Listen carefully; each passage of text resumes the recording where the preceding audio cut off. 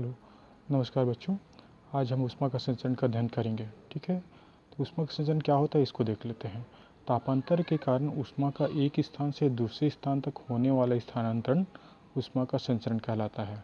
ठीक है, तापांतर के कारण ऊष्मा का एक स्थान से दूसरे स्थान तक होने वाला स्थानांतरण ऊष्मा का संचरण कहलाते हैं।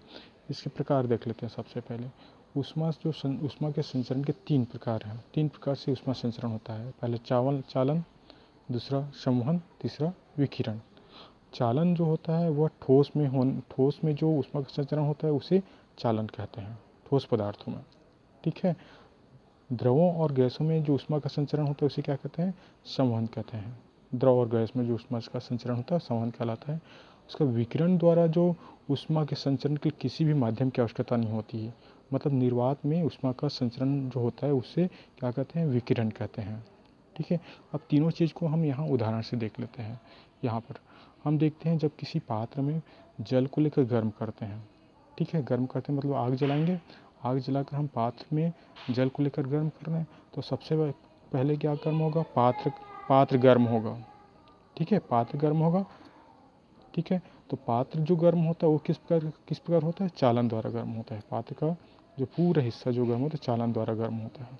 ठीक है, ऊष्मा इस प्रकार संचरण क्या कहलाता है? ऊष्मा का संचरण चालन कहलाता है।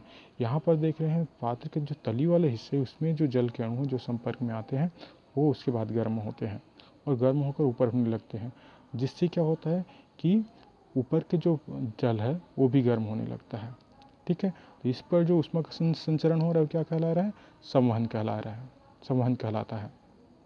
ठीक है, तो आप जैसे गर्म करने के लिए जैसे लकड़ी जलाते हैं या फिर कुछ अन्य गैस का उपयोग करते हैं तो आसपास देखेंगे ऊष्मा का अनुभव होता है। ठीक है, तो ऊष्मा का यहाँ पे संचरण आज तक ऊष्मा का संचरण होना किसी माध्यम की आवश्यकता है क्या? नहीं है। तो इस प्रकार का जो ऊष्मा का संचरण होता है क्या कहलाता है? विकिरण कहलाता है।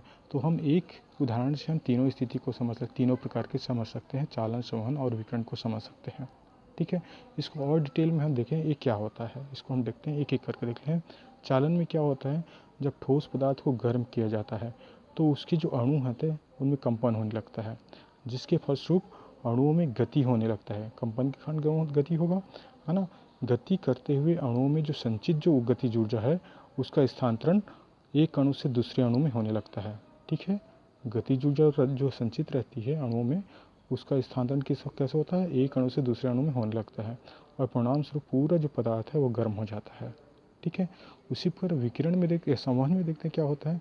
जब संवहन चूंकि गैसों और द्रवों में होता है तो संवहन के लिए हम जब हम पानी को किसी पात्र में लेकर गर्म करते हैं तो सबसे पहले पात्र के तली के संपर्क में जो जल के अणु होते हैं वह गर्म होते हैं और गति करने लगते हैं। ठीक है, गति करने मतलब उसमें गतिज ऊर्जा होती है, ऊपर गति करते रहते हैं और ऊष्मा का इस संचरण ऊपर की ओर होने लगता है और जिससे क्या होता है? पानी का ऊपरी सतह भी गर्म हो जाता है। ठीक है, और इस पर जैसे ऊष्मा का संचरण होता है उसे क्या कहते हैं? संवहन कहते हैं। ठीक है, तीसरा प्रकार देख रहे हैं ऊष्मा संचरण का, विकिरण है।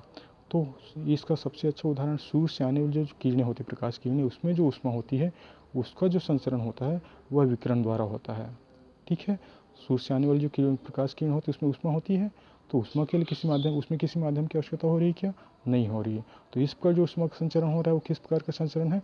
विकिरण द्वारा ऊष्मा का संचरण है। ठीक है, तो इस प्रकार हमने आज ऊष्मा संचरण के प्रकार देखे और उसके उदाहरण को देखा। ठीक है, अगली वीडियो में और कुछ उदाहरण देखेंगे इसके बारे में।